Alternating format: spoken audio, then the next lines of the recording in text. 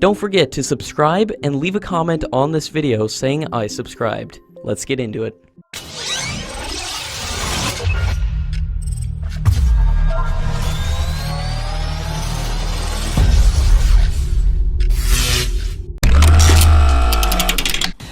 According to latest reports, the Ministry of Defense is likely to sign a deal with Hindustan Aeronautics in the coming months for the production of 83 Tejas MK-1A fighter jets, with 5 major enhancements along with minor changes to its avionics.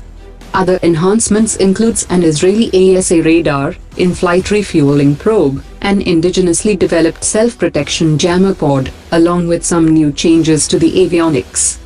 Out of 83 Tejas MK-1A, 73 will be single-seater aircraft, and 10 will be trainer version. Hindustan Aeronautics will later upgrade all 32 single-seater Tejas MK-1 to the MK-1A configuration, once the production of MK-1A is completed within 5 years after entering production, which is most likely to happen by 2021. India may have managed to get a letter of comfort on the contract for 36 Rafale fighter jets from France, but it had secured a €185 million bank guarantee from Dassault Aviation as a safeguard against any violations of the offset policy. There is a special clause in the Rafale Deal, which mandates that 5% of the total offset value will be kept as a buffer in case of non-performance.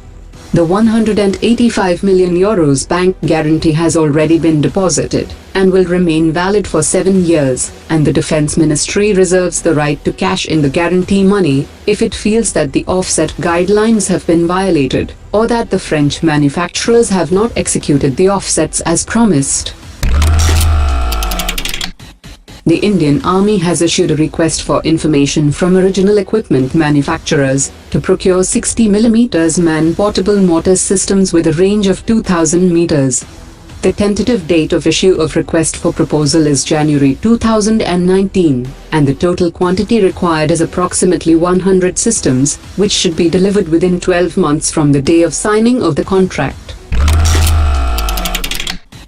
According to latest reports, the Ministry of Defense has issued the letter of request to the US government for the 13,500 crore rupees acquisition of 24 MH-60R Naval Helicopters, along with its anti-submarine package.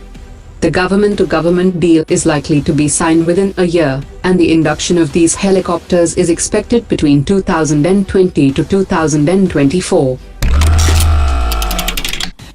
The Indian Defence Procurement Board has accorded the acceptance of necessity for the procurement of 1,500 night sites, and the request for proposal will be issued in December this year. According to the request for information, the thermal imaging site should be a lightweight device and should be effective for 1,800 meters.